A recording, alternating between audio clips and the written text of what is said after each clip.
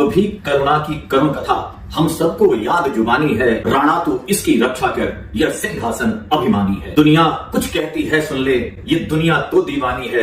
राणा तू इसकी रक्षा कर, यह सिंहासन अभिमानी है। हल्दी घाटी के अपने चित्र में जिस तरह श्याम नारायण पांडे जी ने राणा प्रताप के शौर्य, स्वाभिमान, पराक्रम को चित्रित किया है, मैं उन्हीं लाइनों के साथ महाराणा प्रताप की जयंती पर उनको नमन करता हूँ। महाराणा प्रताप का नाम लिया जाता है किसी एक क्षेत्र, किसी एक जात, किसी एक वंश के नायक नहीं, पूरे हिंदुस्तान के नायक हैं, जिन्होंने अपने स्वाभिमान, अपनी वीरता, अपने शौर्य और अपने पराक्रम से यह बता दिया कि सामने विपक्ष चाहे कितना भी शक्तिशाली क्यों ना हो, आपके अंदर नेवर गिव अप की प्रेरणा है और अगर आप ठान लेते हैं कि हमें हार नहीं मानना तो आप नहीं हार सकते। 1576 के हल्दी घाटी के युद्ध के पराक्रम जिससे लगभग सारा भारत परिचित है के बाद 1582 के दिवेर के युद्ध में महाराणा प्रताप ने वो सब कुछ हासिल कर लिया जो संभवतः उन्होंने खो दिया था। कर्नल जेम्स स्टार्ट अपनी पुस्तक annuls and antiquities of Rajasthan में बहुत स्पष्ट लिखते हैं, दिवेर का युद्ध मैराथन ऑफ मेवाड़ था, वह इसे निर्णायक युद्ध मानता है। तो दूसरी तरफ गौरी शंकर ओझा जैसे इतिहासकार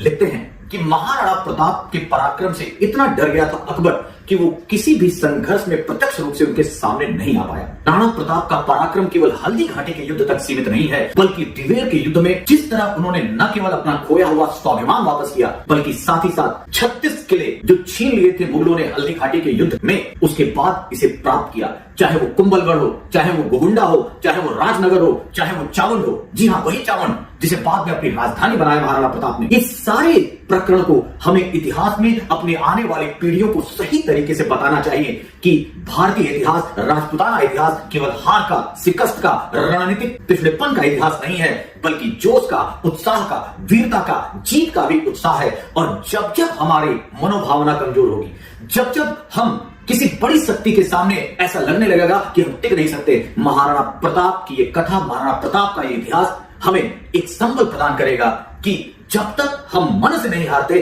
तब तक हम नहीं हारते।